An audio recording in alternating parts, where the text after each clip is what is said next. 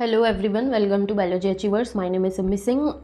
आज का जो वीडियो है उसमें हम CUET 2025 बायोलॉजी के लिए कुछ क्वेश्चंस डील करने वाले हैं, ठीक है। लेकिन जो नीट प्रिपरेशन कर रहे हैं स्टूडेंट्स, वो भी ये क्वेश्चंस प्रैक्टिस कर सकते हैं, क्योंकि जो CUET का सिलेबस है वो आपकी 12th क्लास वाली बायोलॉजी ही है पूरी। तो ये क्वेश्चंस जो है वो आप भी प्रैक्टिस कर सकते हैं। क्वेश्चन नंबर जो फर्स्ट है हमारे पास, जिसमें दिया हुआ है टाइप ऑफ पॉलिनेशन और उसके कुछ फीचर्स दिए हुए हैं। तो ऑटोगैमी जो है वो किस टाइप का पॉलिनेशन होता है? ऑटोगैमी होता है पॉलिनेशन इन्वॉल्विंग सेम फ्लावर। तो ए का आपके पास आ गया 4।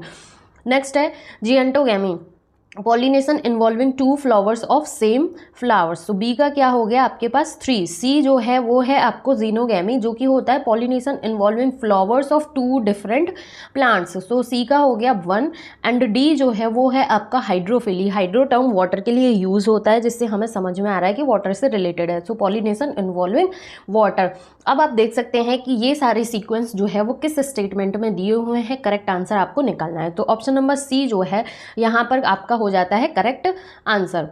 नेक्स्ट क्वेश्चन है MTB, medical termination of pregnancy act 2017 के अकॉर्डिंग कुछ स्टेटमेंट दिए हुए हैं, जिसमें से आपको करेक्ट स्टेटमेंट निकालना है। फर्स्ट स्टेटमेंट कहता है globe approximately 20% of conceived pregnancy undergone MTP globally in a year. बिल्कुल सही बात है। MTB is legalized in India, नहीं जी। Amniocentesis is mandatory before performing MTB, बिल्कुल नहीं। MTPs are consider relatively safe up to 12 weeks of pregnancy, सही बात है। तो A एंड D जो है वो आपका करेक्ट स्टेटमेंट है। ऑप्शन नंबर डी में ये आपको दिया हुआ है, जो कि आपका आंसर हो जाता है। नेक्स्ट क्वेश्चन है RNA is labile molecule due to the presence of 2' position पर OH ग्रुप प्रेजेंट होता है RNA में। Which of the following is not a component. So thiamine जो है ये DNA कॉम्पोनेंट नहीं होता है। Enzyme helpful in polymerising RNA with defined sequence in a template independent manner. तो वो कौन सा एंजाइम होता है? वो होता है आपका polynucleotide phosphorylase enzyme. Next question जो है वो अगेन आपको मैच द लिस्ट वाला है। इस तरीके के क्वेश्चन जो है वो बहुत इंपॉर्टेंट हैं, चाहे आप CUET एग्जाम दें, चाहे आप अपकमिंग नीट एग्जाम दें, ठीक है। सो थैलेसेमिया जो है वो क्या होता है? ये एक ऑटोजोमल रिसेसिव डिसऑर्डर है। तो ए का क्या हो गया 4। उसके बाद क्लिनफेल्टर्स सिंड्रोम दिया हुआ है, जो कि एक 47XXY होता है, ठीक है। उसके बाद टर्नर सिंड्रोम क्या होता है? 45XO होता है। सो सी का क्या हो गया 3। डी जो है कलर ब्लाइंडनेस, जो कि एक सेक्स लिंक्ड रिसेसिव डिसऑर्डर होता है। तो डी का क्या हो गया 2। तो ये सीक्वेंस आप देखें कि किस ऑप्शन में दिया हुआ है आपको।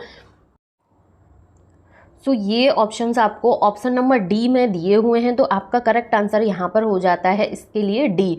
नेक्स्ट क्वेश्चन जो है वो है होमोलोगस ऑर्गन्स क्या होते हैं। तो ये स्ट्रक्चर सिमिलर होते हैं स्ट्रक्चर में, बट फंक्शन इनका डिफरेंट होता है। नेक्स्ट क्वेश्चन है ह्यूमन इवोल्यूशन से दिया हुआ है, सीक्वेंस में अरेंज करना है अर्लीस्ट टू लेटेस्ट। तो सबसे पहले आपका क्या आएगा? रैमापिथेकस, मतलब कि सी आप देखो सिर्फ एक ही ऑप्शन में दिया हुआ है, आंसर आपका यहाँ से निकल कर आ जाता है, ठीक है। रैमापिथेकस के बाद आएगा आपका होमो हैबिलिस जो है, उसके बाद आपका क्या आ जाएगा? होमो इरेक्टस CAE। उसके बाद आपका निएंडरथल B, फिर उसके बाद होमो सेपियंस। सो ये हो गया आपका करेक्ट सीक्वेंस। नेक्स्ट क्वेश्चन जो है ये भी स्टेप वाला है, जिसमें डिकम्पोजिशन के स्टेप्स दिए हुए हैं, जिनको आपको करेक्ट ऑर्डर में अरेंज करना है। तो सबसे पहले क्या होगा? फीकल मैटर होगा, फिर उसकी लीचिंग होगी, फिर उसका ह्यूमिफिकेशन होगा, देन मिनरलाइजेशन। सो BCAD ऑप्शन नंबर 3 में आपको दिया हुआ है। नेक्स्ट क्वेश्चन है toxic substance release with rupturing और RBC, जो कि होता है हीमोजोइन नाम का toxic substance. Yellowish fluid secreted by mother during initial days of lactation abundant in IgA antibody. उसके बाद ये कुछ क्वेश्चंस जो हैं वो हमारे